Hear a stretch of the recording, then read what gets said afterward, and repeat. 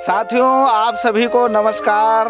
आप सभी स्वस्थ हैं, मस्त हैं, ये ऊपर वाले से आशा करते हैं। आप सभी को हम एक ऐसे चीज के बारे में बताना चाहते हैं जो वर्तमान पीढ़ी में इसका उपयोग बहुत कम हो चुका है और हम इसका उपयोग नहीं कर पा रहे हैं।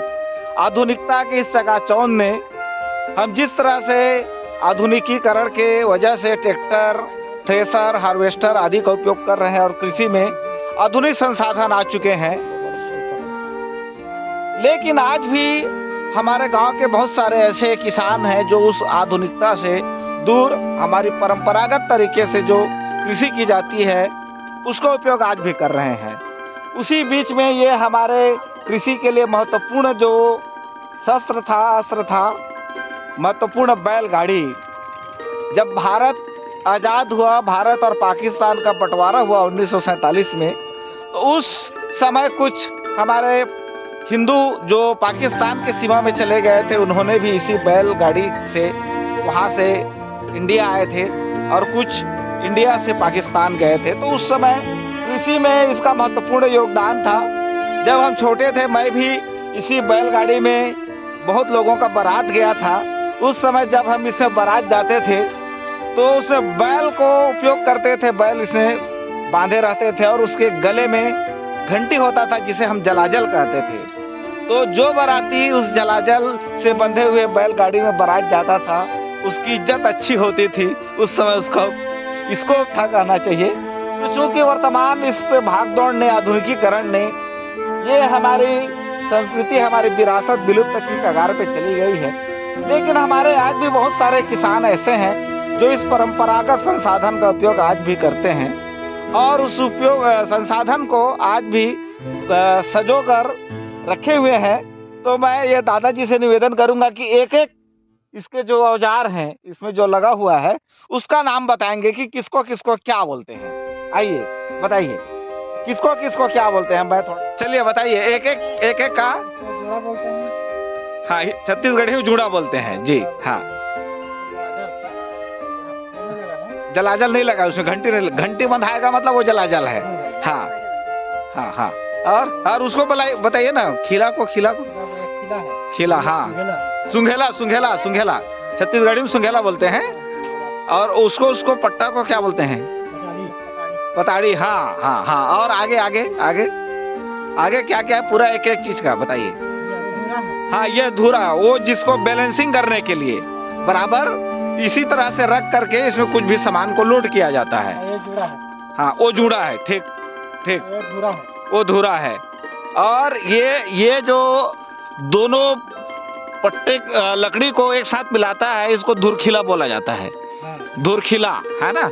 वो दोनों साइड का जो लंबा लकड़ी रहता है उसको अपनी बैलेंसिंग में बना के रखता है। चलिए अगला परिचय, इधर आ जाइए, इधर।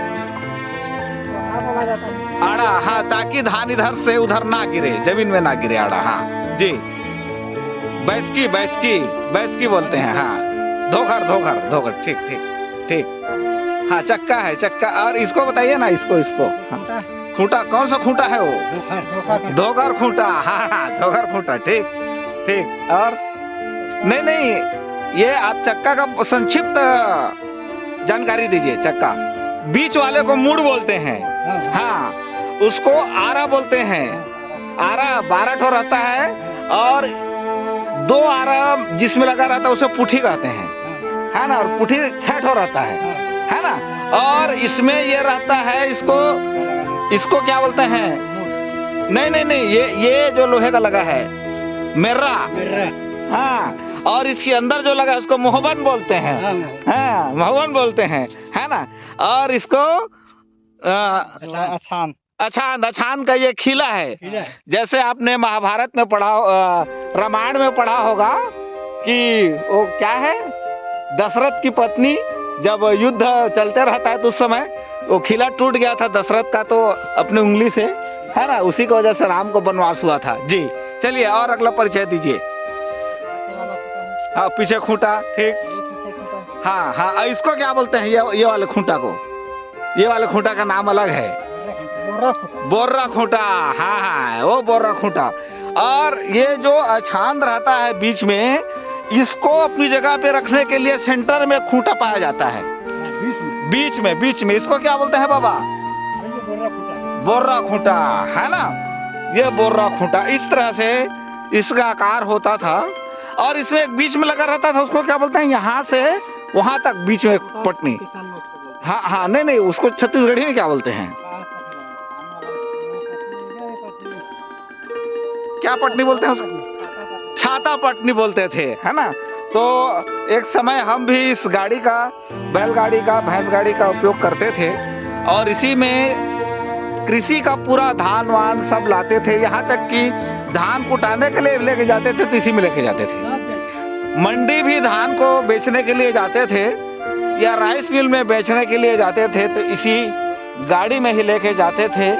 और हम आधुनिकता के इस दौर में इस हमारी संस्कृति को हम भूल रहे हैं और पर्यावरण का प्रदूषण कर रहे हैं। चूँकि यह पर्यावरण का किसी प्रकार का प्रदूषण नहीं करता। और ऐसे हमारे किसान को मैं बधाई देना चाहूँगा कि आज भी हमारी इस संस्कृति को बचा के रखे हैं और इस आधुनिकता के परिवेश में भी इस संसाधन का प्रयोग आज भी करते हैं। अगर आपको हमारा वीडियो अच्छा लगता है तो हमारे इस चैनल को लाइक, सब्सक्राइब और शेयर करना ना भूलें।